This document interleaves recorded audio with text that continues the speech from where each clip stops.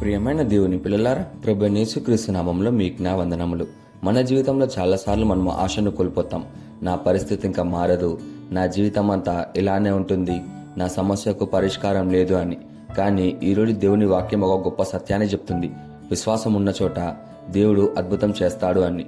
ఈరోజు దేవుని వాగ్దానము అపోస్తుల కార్యము 14వ అధ్యాయము 9వ వచనం.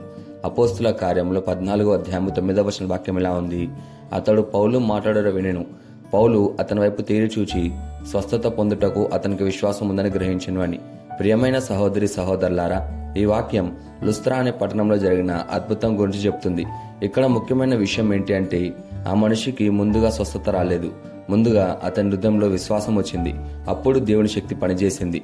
ఈ వాక్యం మనకు చెప్తుంది, దేవుడు అందరినీ చూస్తాడు అని, కానీ విశ్వాసంతో ఉన్న వారిపై ఆయన శక్తి ప్రత్యేకంగా పనిచేస్తుందని. ఈ సంఘటనను మనం పూర్తిగా చూద్దాం.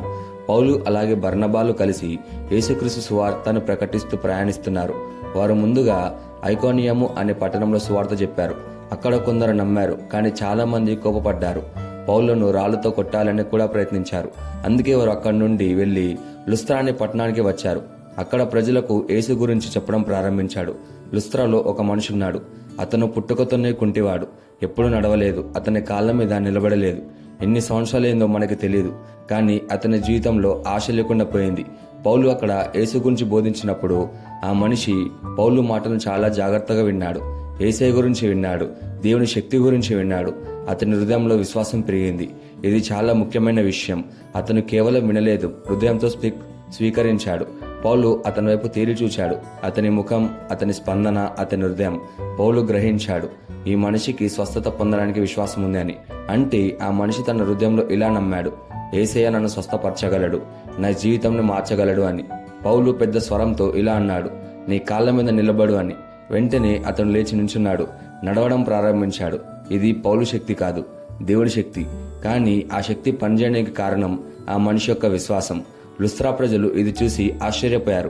వాళ్ళు దేవదూతలు మనిషి రూపంలో వచ్చారని అనుకున్నారు. అలాగే వాళ్ళు పౌలు బర్నబాను దేవుళ్లాగా భావించారు. కానీ పౌలు వెంటనే ఇలా అన్నాడు, ఇది మా శక్తి కాదు, ఇది జీవం గల దేవుని కార్యమని. ఇక్కడ ముఖ్యమైన పాఠాలు ఏంటంటే, మొదటిగా విశ్వాసం అద్భుతానికి ద్వారం. ఆ మనిషి ముందుగా నడవలేదు, కానీ ముందుగా నమ్మాడు. రెండోదిగా దేవుని వాక్యం విశ్వాసాన్ని కలిగిస్తుంది. అతను పౌలు మాటలు విన్నప్పుడు విశ్వాసం వచ్చింది. మూడోదిగా మన పరిస్థితి ఎంతకాలమైనా దేవుడు మార్చగలడు. పుట్టుకతో కుంటివాడు, కానీ ఒక్క క్షణంలో మారిపోయాడు. నాలుగోదిగా కీర్తి దేవునికి చెందాలి. పౌలు తనకు కీర్తి తీసుకోలేదు, దేవునికి ఇచ్చాడు. అలాగే మనం కూడా మన కీర్తిని దేవునికి ఇవ్వాలి. ఈ వాగ్దానాన్ని మన జీవితానికి ఎలా తీసుకోవాలంటే, మొదటిగా దేవుని వాక్యాన్ని వినాలి, హృదయంతో వినాలి.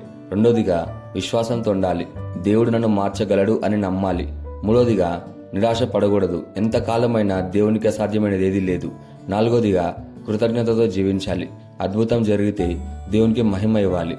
ప్రియమైన సహోదరులారా, మీ పరిస్థితి ఎంత కష్టమైనా, మీరు ఎంత బలహీనంగా ఉన్నా, మీకు విశ్వాసం ఉంటే దేవుడు మీ జీవితాన్ని మార్చగలడు. సమస్య పెద్దది కాదు, మీ విశ్వాసం పెద్దదైతే అద్భుతం తప్పకుండా జరుగుతుంది. ఈ వాగ్దానాన్ని స్వతంత్రించలాగున మనం ప్రార్థన చేద్దాం. మమ్మల్ని మిక్కిలిగా ప్రేమించిన ప్రియా పరలోకపు తండ్రి, నీకే కృతజ్ఞతాస్తుతుల్లో వందనాలు చెల్లించుకుంటున్నాం ప్రభువా. నీ వాగ్దానం ద్వారా మాతో మాట్లాడినందుకు నీకే ధన్యవాదాలు చెల్లించుకుంటున్నాం ప్రభువా. ఈరోజు నీ వాక్యం ద్వారా విశ్వాసం ఉన్న చోట నువ్వు పనిచేస్తావని మాకు గుర్తు చేసినందుకు నీకే కృతజ్ఞతలు చెల్లించుకుంటున్నాం ప్రభువా.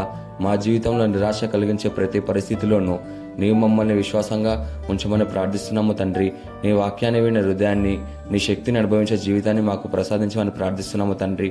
మా జీవితాలలో జరిగే ప్రతి అద్భుతానికి మహిమ నీకే చెందునుగాక అని ప్రార్థిస్తూ యేసుక్రీస్తు నామములో అడుగుచున్నాము తండ్రి. ఆమేన్.